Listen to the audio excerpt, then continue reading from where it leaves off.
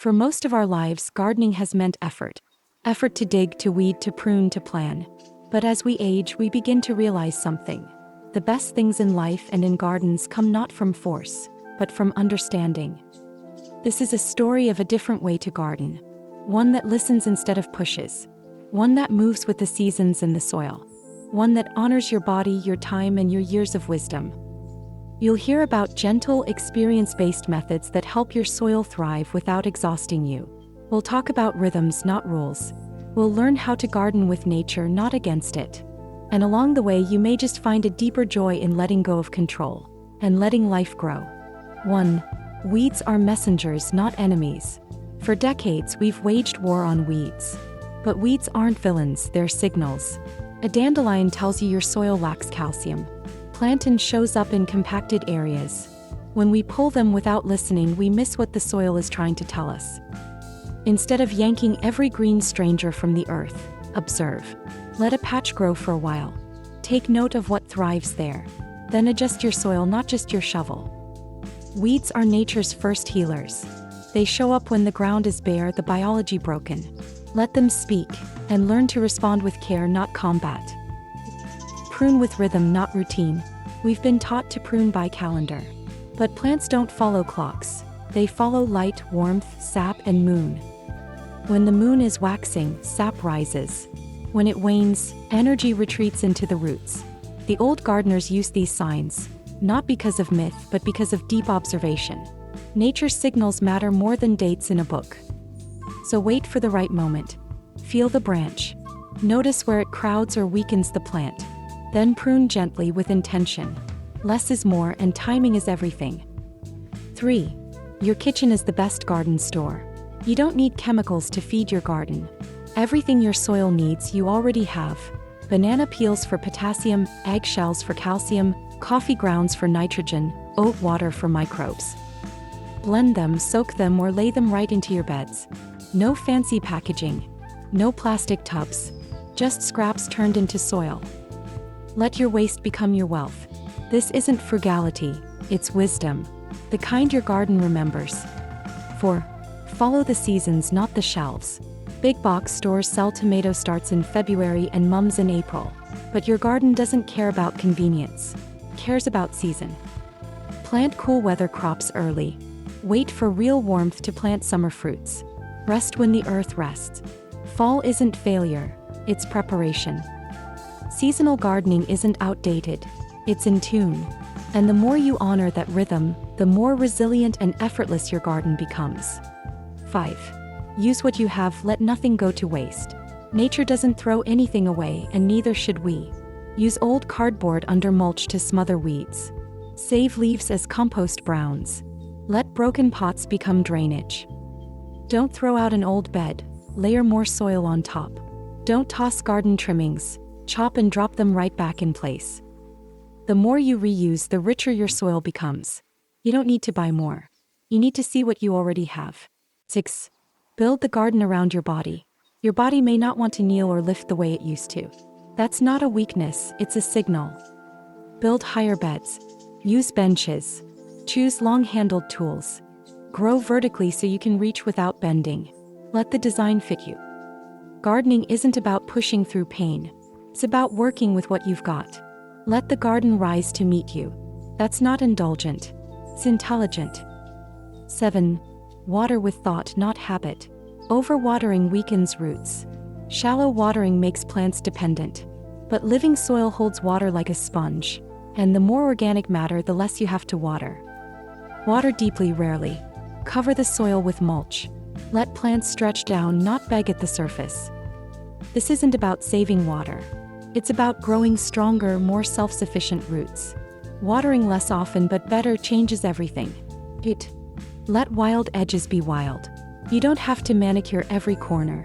Let one edge of your garden grow a little wilder. That's where pollinators thrive, spiders balance pests, birds build nests. Wild edges bring balance. They're nature's insurance policy, and they cost nothing. A little mess often leads to more magic. 9. Observe more, intervene less. We often rush to fix things in the garden. A chewed leaf must be a pest. A yellow tip must be deficiency.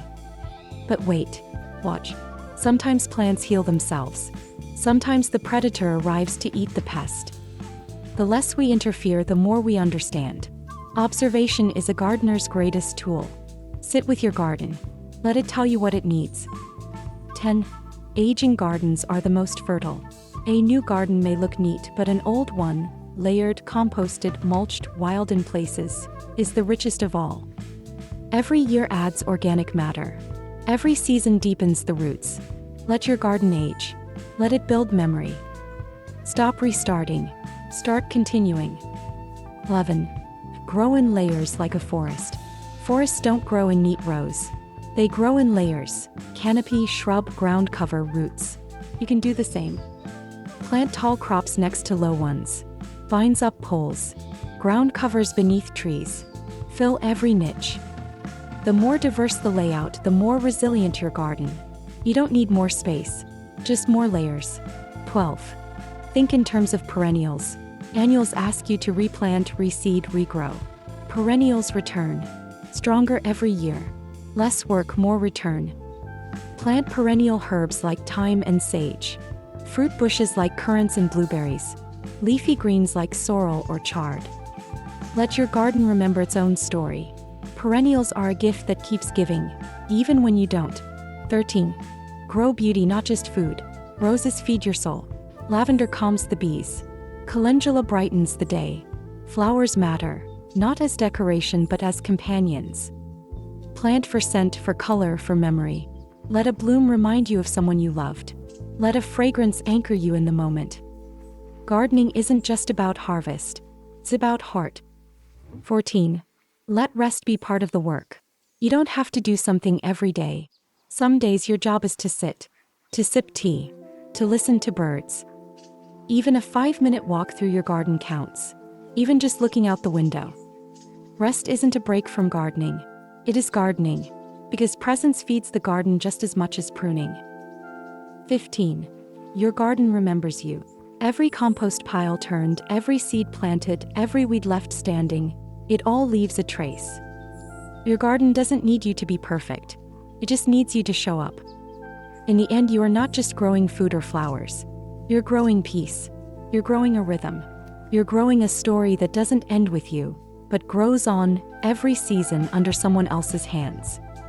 Let the garden remember you as a gentle steward, a patient learner, a quiet friend, because that's what the best gardeners become.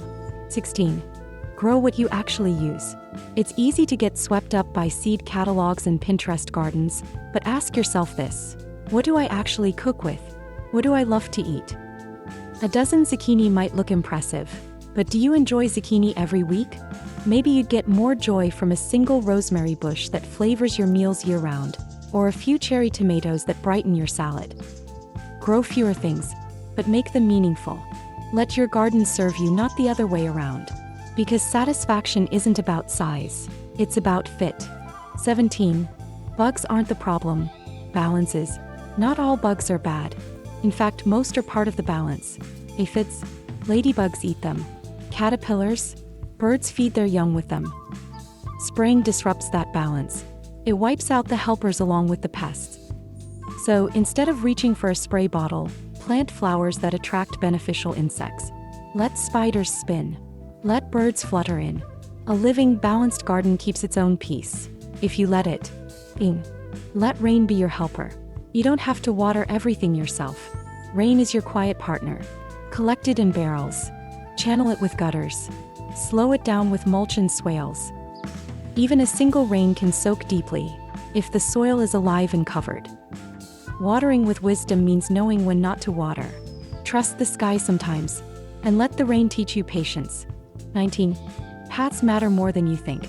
A garden path isn't just how you get around, it's how you connect. Make it wide enough for a walker, smooth enough for a chair, soft enough for bare feet. Lay it with mulch or wood chips or brick. Let plants lean gently over the edge. Turn it into a journey, not just a shortcut. Because the way you move through your garden changes the way you feel in your garden. And that feeling matters more than anything you grow. 20.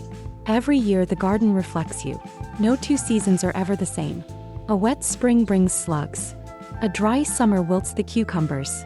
But year by year your garden begins to resemble you. Your values, your choices, your pace. The flowers you keep. The corners you leave wild. The tree you planted for your grandchild. That's the quiet gift of gardening. It becomes a mirror. And in it you see your life in slow motion. Rooted, real, always becoming. You don't need to be strong to garden well. You need to be present. To listen. To trust that less is often more. To believe that nature knows. The garden doesn't ask you to work harder. It asks you to belong. To become part of something larger, older, and wiser than any shovel could ever shape. So walk slowly. Let your shadow fall across the leaves. Know that every breath you take in the garden is planting something, whether or not you see it bloom. Because here in this soil, in this season of life, you are still growing. And the garden remembers.